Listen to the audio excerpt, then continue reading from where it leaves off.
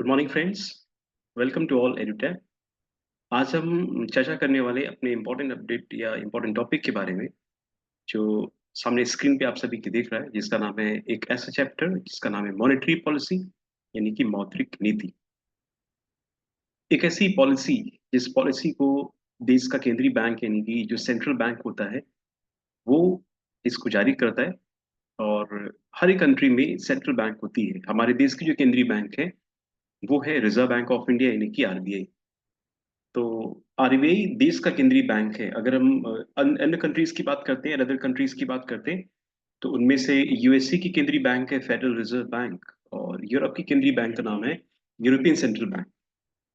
तो ऐसे करके तमाम ऐसी कंट्रीज है जहां पर सेंट्रल बैंक जो है वो यानी कि एनालिसिस करती हैं पॉलिसी रेट का, और मॉनेटरी पॉलिसी को जारी करने का एक इम्पोर्टेंट टास्क जारी करती हैं, जिसको बोला जाएगा आरबीआई के फंक्शन में। तो बच्चों, फाइनेंशियल सिस्टम का एक महत्वपूर्ण जो टॉपिक बनता है, इसमें हम इंटरेस्ट रेट का एंड लोन डिमांड के बारे में, या फिर एम्प्लॉयमेंट के बारे में, या मार्केट में जो भी इन्फ्लेशन रेट है इसका रेगुलेशन करने के अंतर्गत देश का केंद्रीय बैंक अपनी मॉनेटरी पॉलिसी से मार्केट में ग्रोथ रेट, एम्प्लॉयमेंट को एनालिसिस करता है और इसका रेगुलेशन करता है। तो आरबीआई मौद्रिक नीति जारी करता है, इसको बोलते हैं मॉनेटरी पॉलिसी। सो बच्चों, अगर हम रेगुलेशन के रिगार्डिंग अगर इन पॉलिसीज की बात करते हैं, तो जो सेंट्रल गवर्नमेंट होती है यानी कि जो सरकार, भारत सरकार है, ये फिजिकल पॉलिसी जारी करता है, आरबीआई जारी करता है मॉनेटरी पॉलिसी। और मॉनेटरी पॉलिसी का मतलब यही है कि मुद्रा की आपूर्ति को रेगुलेट करने के लिए जिस पॉलिसी का इस्तेमाल करेगा, जिस पॉलिसी को जारी करेगा, उस पॉलिसी का नाम है मॉनेटरी पॉलिसी। तो बात यहाँ पे ये बच्चों कि एक ऐसी पॉलिसी जिसमें मुद्रा से संबंधित कोई एक पॉलिसी है, जिसे आपके सामने स्क्रीन पे आ चुका है कि monetary policy in India.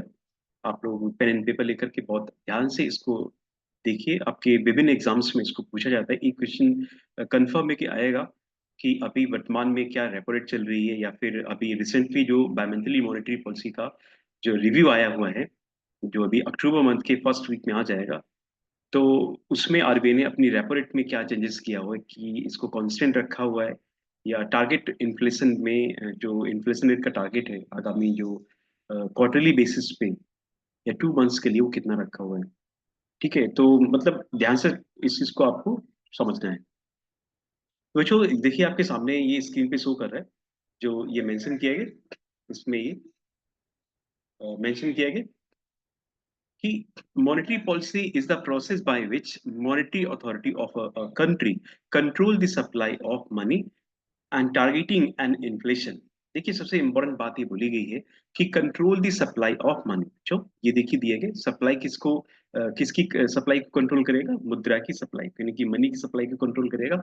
And targeting N inflation, यानी कि जो मुद्रा का जो स्फीति का जो टारगेट है, महंगाई जिसको बोलते हैं, उसके उसके लक्ष्य को निर्धारित करने का कार्य करेगा आरबीआई। एंड साथ साथ ये भी देखता है कि प्राइस में स्टेबिलिटी लाता है, यानी कि जो भी हमारे मूल्य होते हैं, जो गुड्स एंड सर्विसेज के जो प्राइसेस होते हैं, उनमें स्थिरता लाने का काम करते हैं, यानी कि स्टेबिलिटी लाता है। और जनरल जो सामान्य व्यक्तियों के बीच में करेंसी के फेथ को, ट्रस्ट को मेंटेन करता है। तो ये चीजें बहुत जरूरी हैं, और इससे ये भी पता चलता है कि हमारे देश में जो इकोनॉमिक ग्रोथ है, यानी कि जो भी आर्थिक वृद्धि दर है, वो कैसे बढ़ेगी, या हमें हमारे देश में जो अनएम्प्लॉयमेंट है, यानी कि जो बेरोजगारी है, इस बेरोजगारी को कैसे हमें लोअर यानी कि कम करना है। सो बच्चों, ये चीज बहुत जरूरी है कि आरबीआई मौद्रिक नीति के माध्यम से इन सारी चीजों को फोकस करता है। एंड इसके अलावा ये जो मौद्रिक नीति है, ये देश में इकोनॉमिक कंडीशन में, यानी कि जो इंडियन इकोनॉमी है, इसमें मैक्रो इकोनॉमी यानी कि एक ऐसी अर्थव्यवस्था जिसमें हम लार्ज स्केल में इकोनॉमी को डील करते हैं, जिसको बोला जाएगा बच्चों मैक्रो इकोनॉमी। मैक्रो इकोनॉमी के ऑब्जेक्टिव्स को, मतलब क्या हो जाएगा इसका बच्चों, जो भी उद्देश्य होते हैं, यानी कि एक ऐसी अर्थव्यवस्था जो लार्ज स्केल पे चलती है, इसको बोलते हैं मैक्रो इकोनॉमी। और एक ऐसी अर्थव्यवस्था जो स्मॉल स्केल पे चलती है, उसको बोलते हैं बच्चों माइक्रो इकोनॉमी। तो ये भी आप लोग याद रखिएगा, मैक्रो और माइक्रो में क्या डिफरेंस है।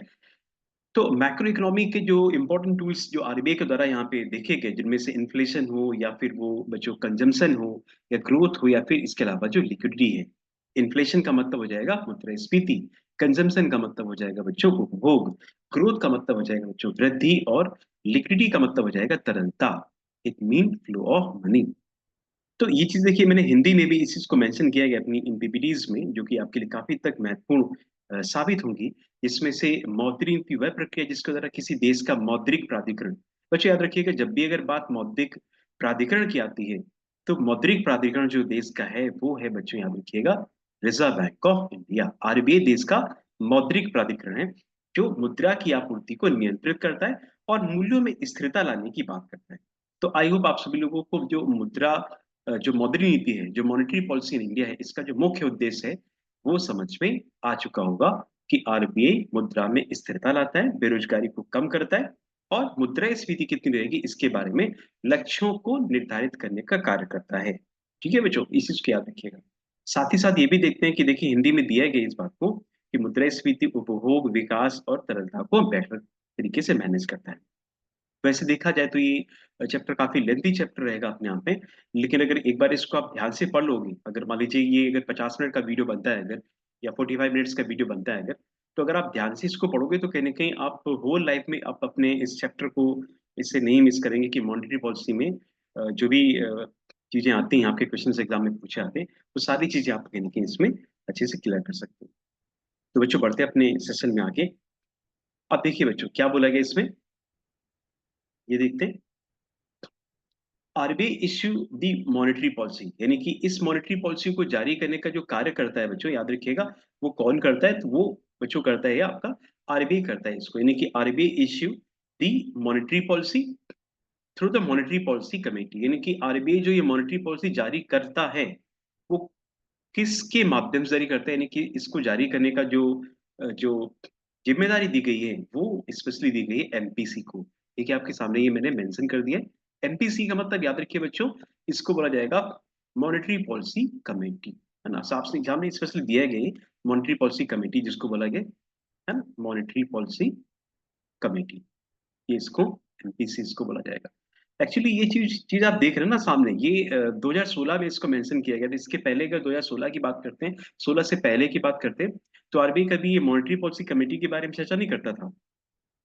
लेकिन 2016 में कुछ ऐसा कॉन्फ्लिक्ट हुआ जा करके कि कुछ ऐसे सरकार के कुछ ऐसे भी मंत्री थे, एक ऐसे इकोनॉमिस्ट थे, जिन्होंने ऐसा बोला कि RBI have a monopoly to regulate the inflation. It mean जो भी केंद्र सरकार की जो महंगाई है, यानी कि जो इन्फ्लेशन है, इस इन्फ्लेशन को रेगुलेट करने का एकाधिकार आरबीआई के पास है। तो केंद्र सरकार ने ये इंटरप्शन दिया कि भाई गवर्नमेंट ऑफ इंडिया का भी कहीं ना कहीं इंक्लूजन होना चाहिए कि कितनी महंगाई होनी चाहिए। तो इस वजह से कहीं ना कहीं आरबीआई और गवर्नमेंट ऑफ इंडिया के बीच में एक कॉन्फ्लिक्ट हो गया। ये थोड़ी सी छोटी सी कहानी है एमपीसी के बारे में, आप समझिए इस बात को। तो उस टाइम पे क्या हुआ कि 2016 के समय पे देश के जो रिजर्व बैंक ऑफ इंडिया है, रिजर्व बैंक ऑफ इंडिया के जो गवर्नर साहब हुआ करते थे वो थे मिस्टर रघुराम गोविंद राजन जी हुआ करते थे, जो 2013 से लेकर के 2016 तक एज अ गवर्नर के रूप में थे।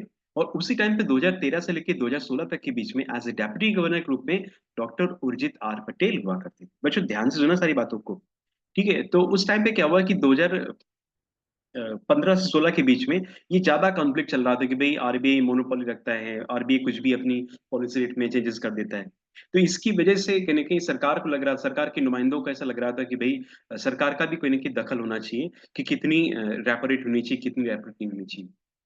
तो इन चीजों को देखते हुए, इन चीजों को देखते हुए रिजर्व बैंक ऑफ इंडिया के जो गवर्नर साहब रहे थे जाकर के, उन्होंने ऐसा बोला कि मुझे मेरे काम में किसी अन्य अथॉरिटी का जो भी इंटरफेयर नहीं चाहिए, और आरबीआई शुरू से ही एक स्वतंत्र निकाय रहा जाकर के, इसलिए आरबीआई के काम में सरकार का कोई हमें इंटरफेयर नहीं चाहिए। तो इस सब चीजों की वजह से उस टाइम पर मिस्टर रघुराम गोविंद राजन जी ने अपने पद से इस्तीफा दिया and he back to Chicago and deliver the lecture, मतलब वो अपने काम में लग गए जो पहले से ही कर रहे थे। और शिकागो जाकर के वो अभी भी इकोनॉमिक्स के सेशन देते हैं और सरकार को एज एडवाइस भी देते हैं कि ऐसा होना चाहिए, because of he is veteran economist, वो एक बहुत बड़े अर्थशास्त्री रह चुके हैं। सरकार ने तत्काल बेसिस पे डॉक्टर उर्जित आर पटेल जी को गवर्नर की पोस्ट पर अपॉइंट किया, और इन्होंने बोला ऐसा कि भाई जो भी ये कॉन्फ्लिक्ट है, इस कॉन्फ्लिक्ट को खत्म करके एक कमेटी बनाते हैं। इस कमेटी में 6 मेंबर्स रखते हैं हम लोग। 6 मेंबर्स में से 3 मेंबर सरकार की तरफ से होंगे और 3 मेंबर्स जो होंगे वो गवर्नमेंट ऑफ इंडिया की तरफ से होंगे। ये 6 मेंबर जब होंगे वोट के माध्यम से, मतलब एक एक समय होगा जिस समय पर ये वोट देंगे कि भाई रेपो रेट को 0.25 बेसिस पॉइंट कम करें या 0.25 बेसिस पॉइंट बढ़ाएं, जिसको बोला जाएगा 25 बेसिस पॉइंट या 50 बेसिस पॉइंट बोल सकते हैं। तो इसको कम ज्यादा करने के लिए 6 लोगों के बीच में एक मत होगा। They are 6 peoples, they are member of a particular committee, that committee is known as a monetary policy committee. So उस कमेटी में 6 मेंबर्स जो होंगे वो कमेटी के मेंबर्स ही डिसाइड करेंगे कि एटलीस्ट मार्केट में जो ग्रोथ रेट है, जो भी इन्फ्लेशन रेट है या अनएम्प्लॉयमेंट है या फिर जो भी स्टेटस है मार्केट का, उसको उसके अकॉर्डिंग वो बोलेंगे कि क्या महंगाई बढ़ानी चाहिए या महंगाई कम करनी चाहिए।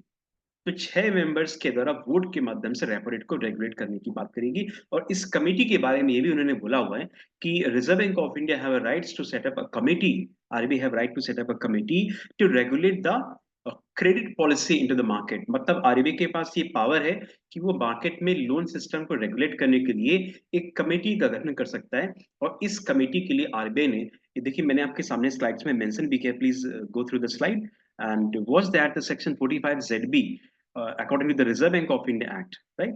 It is mentioned here RBI Act 1934 section 45 ZB में इस बात को ये empowering किया गया।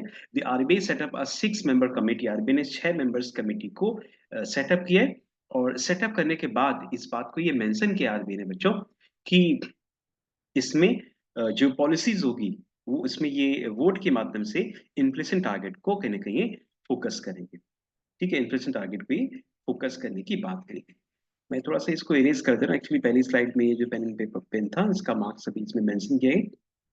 एक बार मैं इसको इरेज करके फिर ये चीजें आप और अच्छे से क्लियर होंगी। Okay, so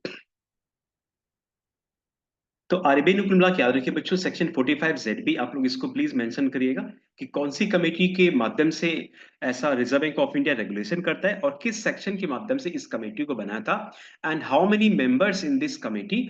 so RBI have a 6 member, RBI designed this committee for the 6 member according to the section 45 ZB of RBI Act 1934। यानी कि RBI Act 1934 एक ब्रॉड एक्ट कहलाएगा जो कि रिजर्व बैंक ऑफ इंडिया को बहुत ही highly powers है इस एक्ट के रिगार्डिंग, जिसमें सेक्शन 45 ZB में बोला गया है कि मार्केट में लोन पॉलिसी का कैसे रेगुलेशन करते हैं।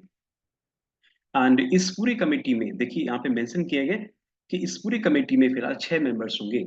अब बढ़ते हैं बच्चों, इस कमेटी में क्या कुछ बोला गया है, इसकी कमेटी की क्या इंपॉर्टेंस है, यहाँ पे हम लोग चर्चा करते हैं। चलिए आगे मूव करते हैं और देखते हैं कि आगे इसमें क्या मेंशन किया गया। देखिए हिंदी में सारा कुछ मेंशन किया गया। इस कमेटी को 27 जून 2016 में मतलब इस्टेब्लिश किया गया था। इसको एक प्रकार से बायमंथली मॉनेटरी पॉलिसी बोलते हैं। अच्छा बच्चों, पता है कि ये बायमंथली क्यों बोला जाता है? कि एक्चुअली ये बायमंथली इसलिए बोलने का कारण है क्योंकि आरबीआई प्रत्येक 2 महीने में, 2 मंथ्स में मुद्रास्फीति का रेगुलेशन करने की बात करता है। यानी कि 2-2 महीने में इसका रेगुलेशन करने के लिए इसका एनालिसिस करता है बच्चों आरबीआई। तो फिर से मैं एक बार यहाँ पर आपको बता दे रहा हूँ कि इसको देखिए बायोमेंटली क्यों बोला गया। मैं यहाँ पे इसको मेंशन कर दे रहा हूँ कि क्यों बोला गया बायोमेंटली। ये देखिए आपके सामने मैंने बाई मंथली इसको लिखा है। एक बार इसको प्लीज समझ लीजिएगा बाई मंथली क्यों बोला गया। देखिए सबसे पहले देखिए आप सभी को मालूम है कि हमारे यहाँ पे जो फाइनेंशियल ईयर चलता है, ठीक है, जो वित्तीय वर्ष चलता है, वो फाइनेंशियल ईयर हमारा चलता है बच्चों 1 अप्रैल से लेकर के 31 मार्च तक। 1 अप्रैल से 31 मार्च तक ही हमारे देश का ये बच्चों फाइनेंशियल ईयर है। इस चीज को प्लीज आप लोग याद रखिएगा। अब अप्रैल की बात करते हैं तो अप्रैल और मई 2 महीने हो गए बच्चों। तो याद रखिएगा बच्चों 1 अप्रैल को जब फर्स्ट बायमंथली मॉनेटरी पॉलिसी 1 अप्रैल को आती, तो पहली बायमंथली मॉनेटरी पॉलिसी हो गई। सेकंड जो बच्चों आएगी आपकी अप्रैल के बाद मई और जून आएगा, देन इसके बाद जून में आ जाएगा। ठीक है, अप्रैल के बाद कब होगा बच्चों? जून मंथ में होगा। जे का मतलब जून, मैंने शॉर्टकट में मेंशन कर दिया है। कि तीसरी जो बायमंथली मॉनेटरी पॉलिसी आएगी वो बच्चों कब आएगी? जुलाई एंड अगस्त, यानी कि अगस्त में आएगी। ठीक है बच्चों, याद रखिएगा मैंने अगस्त यहाँ मेंशन कर दिया है। चौथी बायमंथली मॉनेटरी पॉलिसी जो आएगी वो कब आएगी बच्चों? याद रखिए, बता दो आंसर क्या आएगा प्लीज। अगर आपको समझ में आ रहा है तो कमेंट बॉक्स में एक बार बताते रहिए कि क्या क्या चीजें यहाँ पे आपको दिमाग में सेट हो रही है। ठीक है, और जो भी आपको नहीं आ रहा उसको प्लीज आप मेंशन करें कमेंट बॉक्स में, जिससे हम समझ सके कि हमारे स्टूडेंट कितना हमसे कोरिलेट कर रहे हैं। ठीक है, कोई भी अगर डाउट हो इसको एक बार प्लीज आप लोग पूछ सकते हो। तो अगस्त के बाद देखिए सितंबर का गैप करेंगे, देन अक्टूबर मंथ में आएंगे आगामी। याद रखिए बच्चों अभी अक्टूबर मंथ चल रहा है, एंड अक्टूबर मंथ के फर्स्ट वीक में ही एटलीस्ट समझ लीजिए कि करीब 8 या 9 तारीख को आरबीआई अपनी पॉलिसी रेट को जारी कर देगा। तो याद रखिएगा फोर्थ बायमंथली मॉनेटरी पॉलिसी अक्टूबर में आएगी। इसके बाद बच्चों जब यहाँ पे पांचवी की बात करेंगे, पांचवी कब आएगी? देखिए अक्टूबर सितंबर जाएगा, सितंबर के बाद फिर आपका सॉरी अक्टूबर के बाद नवंबर जाएगा, नवंबर दिसंबर आ जाएगा। तो अगली यानी कि पांचवी कब आएगी बच्चों? दिसंबर मंथ में आएगी।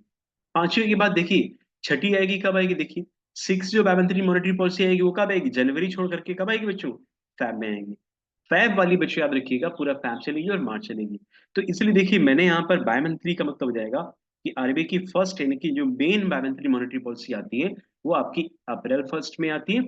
और इस अप्रैल में ही फिलहाल याद रखिएगा डिजाइन किया जाएगा टारगेट ग्रोथ रेट को, इन्फ्लेशन रेट को, ये सारी बातें आरबीआई इस चीज को मेंशन कर देगा कि कितना कितना इन्फ्लेशन रेट रहेगा, क्या देश में ग्रोथ रेट चल रही है, और अनएम्प्लॉयमेंट की दर को कितना कम करना है, कितना हमें इंडिया में ग्रोथ रेट को दिखाना है, क्या करना है इसको। तो इसको अचीव करने के लिए फिर क्या होता है बच्चों, सेकंड में इसका एनालिसिस करते हैं, जून में आती है, फिर इसके बाद फिर टारगेट कुछ रखते हैं, फिर चौथे में अक्टूबर में आएगी, ऐसे करके पांचवा दिसंबर में आएगा, छठा कब आएगा बच्चों? साथ में आएगी। तो ऐसे करके याद रखिए बच्चों कि पूरा कंप्लीटली देखा जाएगा तो पूरे सिक्स टाइम, एक वर्ष में सिक्स टाइम इसका एनालिसिस किया जाता है। इस चीज को आप लोग अच्छे से याद रखिएगा। तो अब इससे ये भी आपको पता चल पा रहा है बच्चों की बायमेंट्री मॉनेटरी पॉलिसी की इंपॉर्टेंस क्या होती है, और एमपीसी के बारे में हम लोगों ने अभी थोड़ी बहुत लिटिल चर्चा करी हुई है। अब हम इसके मेंबर्स के बारे में भी आपको थोड़ा सा बता दे रहे हैं बच्चों। ठीक है, मेंबर्स के बारे में थोड़ा मैं आपको यहाँ पर चर्चा करके दिखा दे रहा हूँ। दूसरा बच्चों ये भी मैं आपको बता दूं, दूसरा मैं आपको ये भी बता दे रहा हूँ कि अभी रिसेंटली क्या हुआ, करीब ये 3 डेज पहले की बात है, अक्टूबर में फर्स्ट वीक की बात है ये। एक बड़ा एक्शन यहाँ पे लिया गया जो कि रिजर्व बैंक ऑफ इंडिया ने इसको एक्शन लिया गया। वो एक्शन मैं आपको बता दे रहा हूँ कैसे क्या इंपॉर्टेंस हुई है। अभी केंद्र सरकार के रिकमेंडेशन के अकॉर्डिंग हमारे इस मॉनेटरी पॉलिसी कमेटी में जो 6 मेंबर्स होते हैं, 6 में से 3 मेंबर्स आपके गवर्नमेंट की तरफ से होते हैं, और 3 मेंबर्स जो होते हैं आपके वो आरबीआई की तरफ से होते हैं। आरबीआई की तरफ से जो भी मेंबर्स ये हैं वो सारे मेंबर्स वही हैं। देखिए शक्तिकांत दास जी अभी एज ए गवर्नर साहब है, वो इस पूरी कमेटी के चेयरपर्सन है। श्री जयंत वर्मा जो वर्तमान में आरबीआई के ईडी वाले बोर्ड में यानी कि एग्जीक्यूटिव डायरेक्टर में, और Shri MD Patra, mister Michael देवर पात्रा जिनको बोलते हैं, वो ये डेप्टी गवर्नर है वर्तमान में। तो बच्चों याद रखिएगा ये डेप्टी गवर्नर्स यानी कि वन डेप्टी गवर्नर्स, एक गवर्नर साहब और एक ईडी होते हैं आरबीआई की तरफ से। और रिसेंट में देखिए 3 ऐसे बड़े नाम जो गवर्नमेंट ऑफ इंडिया ने अभी हाल ही में नॉमिनेट किए हैं, यानी इनको अपॉइंट करने की बात करें कि 4 वर्ष के लिए। मैं देखिए अभी एनोटेशन से आपको और क्लियर समझा भी दे रहा हूँ। ये देखिए मिस्टर राम सिंह सुगाता भट्टाचार्य और नागेश कुमार, इन 3 मेंबर्स को बच्चे याद रखिएगा 4 वर्ष के लिए, 4 इयर्स के लिए इनको अपॉइंट किया गया है। और ये जो पर्सन ये देख रहे हैं 4 वर्ष के लिए जो अपॉइंट किए गए, ये पर्सन कोई नॉर्मल पीपल्स नहीं है, ये सारे पर्सन को अर्थव्यवस्था यानी कि इकोनॉमिक्स वाले फील्ड में बहुत ज्यादा इनको नॉलेज है। They are belong from the Delhi School of Economics, IIM Ahmedabad and IIT Mumbai जैसे ऐसे विभिन्न प्रकार के, आईएम मुंबई जैसे विभिन्न प्रकार के जो भी मैनेजमेंट कॉलेजेस से बिलोंग करते हैं। So these are the 6 person design to develop the repo rate, यानी कि यही सारे पर्सन क्या करेंगे, रेपो रेट को टारगेट करेंगे, जो कि स्पेशली इसको बोल सकते हैं this repo rate is known as a policy rate, यानी कि इसको बोला जाएगा बच्चों पॉलिसी रेट बोलते हैं। तो रेपो रेट को ये पॉलिसी रेट बोलते हैं। इस पॉलिसी रेट को ये 6 पर्सन क्या करेंगे बच्चों, ये वोट के माध्यम से ये बताएंगे कि कितनी परसेंट है। वैसे अगर देखा जाए जो रिजर्व बैंक ऑफ इंडिया ने अपनी करीब, जैसा मुझे भी मैंने देखा हुआ है, मैं करीब 2014 से 2014 छोड़ी 2011 से मैं इन चीजों को जान रहा हूँ, और 2014 से इस चीज को मैं पढ़ा भी रहा हूँ। तो मुझे इस चीज को मालूम है कि पिछले अगर देखा जाए तो कोविड 19 के बाद से करीब 1.5 साल से लेकर 2 साल हो गए आरबीआई ने अपनी रेपो रेट में कोई चेंजेस नहीं किया गया, रेपो रेट में कोई भी चेंजेस नहीं किया है। अभी भी ये 6.5% चल रही है। ठीक है, तो मतलब हो जाएगा इसमें ये कि बच्चों 10 यानी कि 10 टाइम्स इसको कांस्टेंट रखा हुआ है। बिकॉज ऑफ आरबीआई समझते हैं कि काफी लंबे समय के बाद आरबीआई ने इसको टारगेट मतलब फिक्स किया हुआ है कि 6.5 चलेगी, क्योंकि मार्केट में इन्फ्लेशन रेट यानी कि मुद्रास्फीति फिक्स है, ना ज्यादा बढ़ रही ना ज्यादा कम है। ग्रोथ रेट भी लगभग ठीक है, इसलिए आरबीआई कोई चांस नहीं देना चाह रहा है कि मार्केट में महंगाई बढ़े जा करके। ठीक है बच्चों, तो ये इसका क्या इम्पैक्ट पड़ेगा ये भी हम अभी नेक्स्ट स्लाइड में इसको बताएंगे। तो अभी के सामने आपको ये समझना है कि इस पूरी कमेटी में 6 मेंबर्स होते हैं, जिसमें से 3 मेंबर्स आपके गवर्नमेंट ऑफ इंडिया के द्वारा अपॉइंट किए जाएंगे। इसमें याद रखिएगा गवर्नमेंट ऑफ इंडिया के द्वारा इसमें होते हैं। एक्सक्यूज मी एक सेकंड बच्चों, गवर्नमेंट ऑफ इंडिया के द्वारा इसमें अपॉइंट किए जाएंगे, एंड 3 मेंबर्स आपके आरबीआई की तरफ से अपॉइंट किए थे। ठीक है, यही 6 मेंबर्स ये बताएंगे। RBI act 1934 section 45 Z B में इसको मेंशन किया गया, इस बात को याद रखिएगा। और साथ साथ बच्चों ये कि डेप्टी सॉरी गवर्नर साहब जिनका नाम था मिस्टर उर्जित आर पटेल, इन्होंने इस कमेटी को बनाया था। तब से फिलहाल ये कॉन्फ्लिक्ट आरबीआई की तरफ से और गवर्नमेंट ऑफ इंडिया की तरफ से ये कॉन्फ्लिक्ट क्या हो गया बच्चों, खत्म सा हो गया। चल आगे देखते हैं बच्चों। अब देखिए आपके सामने जो इंपॉर्टेंस आया है, एक्चुअली ये थोड़ा सा मुझे, मैंने काफी समय से मैंने जूम का इस्तेमाल नहीं किया, तो ये लिटिल बिट थोड़ा सा मुझे, एक्चुअली मैं डिजिटल बोर्ड में क्लासेस लेता हूँ, थोड़ा सा मुझे इसको समझना पड़ेगा। इसको मैं इफेस कर दे रहा हूँ, सारा मैं इफेस कर दे रहा हूँ, देन आगे मूव करता हूँ। बाकी मैंने जूम पे, जब भी कोविड 19 चल रहा था उस टाइम पे मैं जूम पे क्लासेस लेता था, ऐसे नहीं कि मैंने क्लासेस नहीं लिए। कोरोना के समय फिर इसके बाद सीधा digital board and offline classes वगैरह करी मैंने। तो जूम को तो कहीं ना कहीं फिर एक तरफ रखा गया, और डिजिटल बोर्ड और पढ़ाई में जो जो भी कहीं ना कहीं एजुकेशन सेक्टर्स में जो एडवांस एआई बेस्ड टेक्नोलॉजी होती है उसका इस्तेमाल किया गया। और वर्तमान में एजुकेशन का जो क्राइटेरिया है वो भी कुछ ऐसे चल रहा है कि आप घर से अच्छे से या फिर अपने ऑनलाइन पैकेज से पढ़ सकते हो। तो एडिटैप एक बेस्ट इंस्टीट्यूशन जिससे आप यानी कि परचेज करके अपने सभी रेगुलेटरी बॉडी एग्जाम्स में प्रिपरेशन करने के लिए आप एडिटैप को जा करके वहां से आप पढ़ सकते हो सही से। चलिए, तो बच्चों यहाँ पे टूल्स की बात करते हैं, tools in the monetary policy. बच्चों देखिए, क्वालिटेटिव एंड क्वांटिटेटिव दो प्रकार के टूल्स यहाँ पे मेंशन किए गए, जिनमें से आपके ये क्वालिटेटिव का मतलब हो जाएगा एक प्रकार से एक ऐसे इंस्ट्रूमेंट्स, क्वांटिटेटिव का मतलब हो जाएगा एक ऐसे प्रकार के ऐसे इंस्ट्रूमेंट जो कि क्वांटिटी को, मतलब इसको हिंदी की बात करते हैं इसको बोला जाएगा मात्रात्मक। इसको बच्चों क्या बोला जाएगा, मात्रात्मक। और इनको बच्चों बोला जाएगा क्वालिटेटिव का मतलब हो जाएगा गुणात्मक। ठीक है। आरबीआई बेसिकली जिन पे फोकस करता है, जिनमें ज्यादा फोकस करता है, जिन इंस्ट्रूमेंट में ज्यादा फोकस करता है, वो बेसिकली बच्चों यहाँ पर याद रखिएगा क्वांटिटेटिव इंस्ट्रूमेंट को फोकस करता है, रिजर्व बैंक ऑफ इंडिया। और इन्हीं के रिगार्डिंग ये सीआरआर, एसएलआर और रेपो रेट और reverse repo rate, bank rate, MSF rate, इन सब जैसे इंस्ट्रूमेंट को फोकस करते हैं। तो हम लोग इन्हीं की चर्चा करेंगे हम लोग बेसिकली कि what is the CRR, SLR and many more things. So move to the next session, next slide. देखिए बच्चों आपके सामने ये मेंशन किए गए, ये चीज ये मेंशन करी गई कि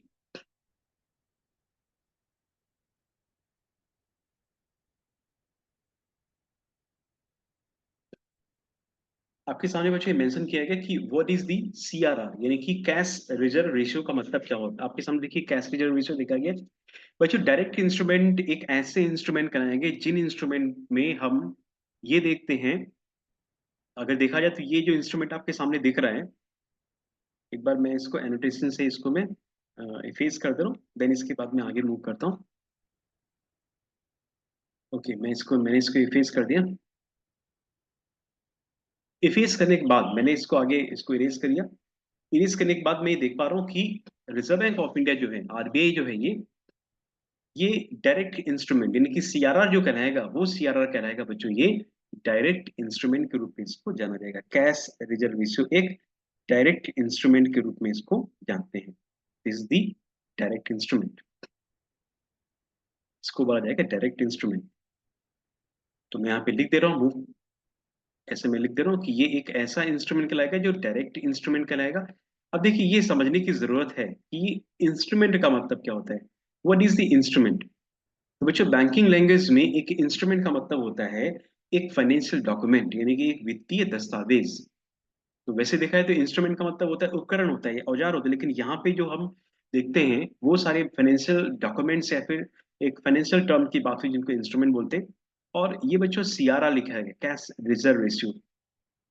कैश रिजर्व रेशियो एक ऐसा रेशियो कहलाएगा जो कि कमर्शियल बैंक होल्ड करते हैं a certain minimum amount of deposit, यानी कि जो भी डिपॉजिट्स होता है, जो भी बच्चों ये डिपॉजिट्स होता है, उस डिपॉजिट्स का एक सर्टेन रेशियो। देखिए डिपॉजिट्स का मतलब क्या हो जाएगा, बैंक होती है। मैं आपके सामने एक एग्जांपल यहाँ पे डेकोरेम कर दे रहा हूँ। जैसे सपोज दैट कि ये आपकी बैंक है, और इस बैंक का नाम है बच्चों आरबीआई। ठीक है, ये आपकी बैंक है, इसका नाम है आरबीआई। और ये एक बैंक है जिस बैंक का नाम है SBI, state bank of India. ठीक है बच्चों, एसबीआई और ये आरबीआई। तो स्टेट बैंक ऑफ इंडिया के पास जो भी डिपॉजिट्स आता है, इस डिपॉजिट्स को बोला गया है डेली डिपॉजिट। इसको बच्चों बोला गया डेली डिपॉजिट। मान लीजिए कि स्टेट बैंक ऑफ इंडिया के पास 100 रुपीज आए हुए हैं, ठीक है, और इस डिपॉजिट्स को बोला गया बच्चों ये जमाए बोला गया है। तो इस 100 रुपए का मिनिमम डिपॉजिट बच्चों कहाँ मेंटेन करना है? Central bank. सामने देखिए मेंशन किया गया सेंट्रल बैंक, मतलब कौन सेंट्रल बैंक? आरबीआई के पास। तो वर्तमान में बच्चों देख पा रहे हैं कि ये जो सीआरआर है, प्रेजेंटली सीआरआर कितना है बच्चों? 4.5% है। यानी कि 100 में से 4.5%, 4.5% ये डिपॉजिट करना है सभी वाणिज्यिक बैंकों को। All commercial bank must be keep deposit the certain ratio of bank daily deposit with the RBI. और वो सर्टेन रेशियो कितना बच्चों है? 4.5%। इसी 4.5% को बोला गया बच्चों कैश रिजर्व रेशियो। तो दोस्तों सीआरआर एक ऐसा रेशियो कहलाएगा जो कि सभी कमर्शियल बैंक, सभी वाणिज्यिक बैंक अपने डेली डिपॉजिट्स का एक सर्टेन रेशियो आरबीआई के पास डिपॉजिट करते हैं। वो भी किस फॉर्म में करेंगे? कैश के फॉर्म, है ना? ये बात आपको अच्छे से याद रखना है, कैश के फॉर्म में रखते हैं। और ये जो तरीका बताया गया बच्चों, ये तरीका दोस्तों बताया गया आरबीआई एक्ट में, यानी कि रिजर्व बैंक ऑफ इंडिया का एक एक्ट है, पावरफुल एक्ट है, जिसको बोला गया reserve Bank of India act 1930। और इस एक्ट के सेक्शन 42 सब सेक्शन फर्स्ट में इस बात को मेंशन किया गया। देखिए मैंने वो हर चीज मेंशन कर दी है जो आपके एग्जाम में इंपॉर्टेंट है। अब ये क्वेश्चन पूछ सकते हैं कि कैश रिजर्व रेशियो सीआरआर कौन से सेक्शन में मेंशन किया गया? So it is mention in the reserve Bank of India act 1934। And what is the current ratio of CRR? Is the CRR is a cash form? So yes, CRR is a cash form. Is CRR hold by the commercial bank or CRR deposit with the RBI? Then your answer is CRR deposit with the Reserve Bank of India in the cash form. All right. Hindi में देखते हैं बच्चों इसको एक तरीके से, CRR यानी कि नकद आरक्षित अनुपात के तहत वाणिज्यिक बैंकों को केंद्रीय बैंक के पास एक निश्चित न्यूनतम राशि जमा के रूप में रखनी होती है, जो बैंक की कुल दैनिक जमा। देखिए इसको एनडीडीएल मैंने यहाँ पे मेंशन कर रखा है। एक्चुअली एक्चुअली ये एनडीडीएल का मतलब हो जाएगा net demand and time liability. Net demand and time liability यानी कि बैंकों के डेली की जमाओं को बोलता है बच्चों एनडीडीएल, जो नकदी के रूप में, प्रतिशत के रूप में आरबीआई के पास रखना पड़ता है। और इसको reserve Bank of India act 1934 की धारा 42 फर्स्ट के रूप में इसको मेंशन किया गया। अब इसकी कोई मिनिमम मैक्सिमम लिमिट नहीं होती, नो मिनिमम और नो मैक्सिमम लिमिट। अच्छा, मिनिमम मैक्सिमम लिमिट ना होने का कारण भी अपने आप में एक तरीके से मेंशन किया गया। इसकी मिनिमम मैक्सिमम लिमिट ना होने की मतलब हो जाएगा कि आरबीआई को कितना कम करना पड़ रहा है, कितना ज्यादा करना पड़ रहा है, इसके बारे में कोई मतलब सर्टेन नहीं कि कितना ये कम ज्यादा करना पड़े। सो गाइज ये चीज इंपॉर्टेंट रखती है अपने यहाँ पे कि जिस प्रकार से मार्केट में महंगाई का फ्लो है, उस प्रकार से कहने की आरबीआई को वो एक्शंस लेने पड़ेंगे। अब इसे देखिए इम्पैक्ट क्या पड़ता है, ये भी जानना बहुत जरूरी है कि इसका इम्पैक्ट क्या पड़ता है। अगर हम यानी कि रिजर्व बैंक ऑफ इंडिया की बात करते हैं, अगर RBI, reserve Bank of India RBI अगर इस सीआरआर को बढ़ा देती है, इस कैश रिजर्व रेशियो को बढ़ा देती है, तो बैंकों के पास जो भी लिक्विडिटी होगी, जो तरलता बच्चों होती है, जो लिक्विडिटी हो जाएगी वो कम हो जाएगी। क्यों हो जाएगी?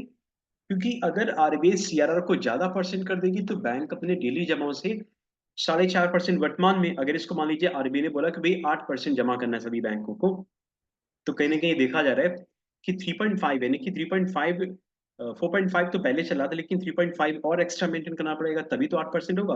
3.5% अमाउंट ज्यादा बैंकों को आरबीआई के पास जमा करना है, जिससे आरबीआई ज्यादा पैसा बैंकों से ले रहा है और बैंक के पास पैसा कम बचा हुआ है। जब बैंकों के पास पैसा कम होगा तो कहने कि उनके पास लेंडिंग के रिसोर्सेस कम होंगे और मार्केट में लोन देने के लिए वो कम कैपेबल होंगे, मतलब उनके पास पैसा कम होगा, जिससे मार्केट में पैसा कम जाएगा।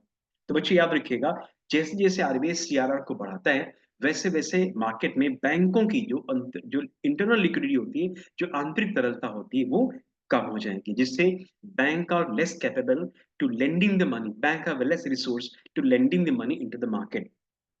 So that question, basically important question, which was asked in the examination in the UP SSC in the 2022 in the UP PET examination. ये क्वेश्चन पूछा गया था हिंदी में, वहां पे मेंशन किया गया था कि अगर केंद्रीय बैंकों की जो भी नकद आरक्षित अनुपात होता है, अगर इसको बढ़ा देंगे तो बैंकों की तरलता में क्या प्रभाव पड़ेगा? तो बैंकों की तरलता हो जाएंगी कम। इट मीन सीआरआर और बैंकों की तरलता में जो रिलेशन है वो कैसा बच्चों? देखिए मैंने मेंशन किया गया, ये रिलेशन है बच्चों कैसा? विपरीत है, that is opposite relation. So guys याद रखिएगा, there is always opposite relation between the CRR and the flow of money. So I hope ये सभी को समझ में आ चुका होगा सीआरआर। कभी भी इसको आप नहीं भूलेंगे। एक बार फिर से मैं इसको बता दे रहा हूँ।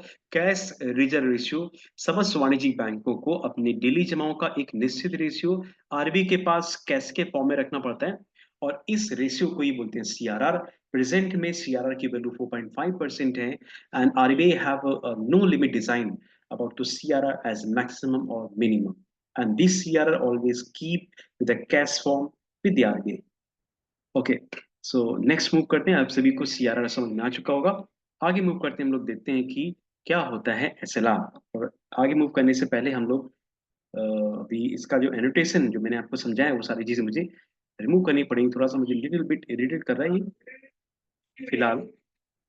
तो गाइज ये मैंने इसको इरेज कर दिया, और आगे ये देखते हैं कि एसएलआर की क्या इंपॉर्टेंस है। लेक्चर थोड़ा सा बड़ा जरूर जाएगा, लेकिन मैं इसको पहले ही खत्म कर दूंगा क्योंकि मुझे ज्यादा इस लेक्चर को नहीं खींचना पड़ेगा। और अगला यानी कि इसमें ये देखिए, जब भी आप मॉनेटरी पॉलिसी का लेक्चर कहीं भी पढ़ते हो, किसी भी एजुकेटर से पढ़ते हो, तो नॉर्मली तरीके से देखा है तो अगर मान लीजिए रफली अगर कर दिया तो वो आधे पौन घंटे आधे घंटे में खींच करके पढ़ा देगा। लेकिन अगर हमें डीपली वर्सेस पढ़ना है, अगर प्रॉपर तरीके से पढ़ना है, तो ये सेशन करीब करीब एक एक घंटे का भी सेशन हो जाता है समझने में, क्योंकि इसमें बच्चों को रिलेट करना जरूरी है कि एटलीस्ट ये सीआरआर क्या होता है, एसएलआर की क्या इंपॉर्टेंस है, या महंगाई की क्या इंपॉर्टेंस है, ये समझना बहुत जरूरी होता है। तो बच्चों, स्टैचुरी लिक्विडिटी रेशियो, इसको हिंदी में बोला गया है सांविधिक तरलता अनुपात, यानी कि सांविधिक तरलता अनुपात इसको मेंशन किया गया है। Speak the yellow ink. सांविधिक तरलता अनुपात, देखिए इसको बच्चे समझते हैं। इसमें देखिए ये मेंशन किया गया कि स्टैचुरी लिक्विडिटी रेशियो और SLR is a minimum percentage of a deposit, minimum percentage of deposits that a commercial bank has to maintain in the form of liquid or cash, gold, or other securities.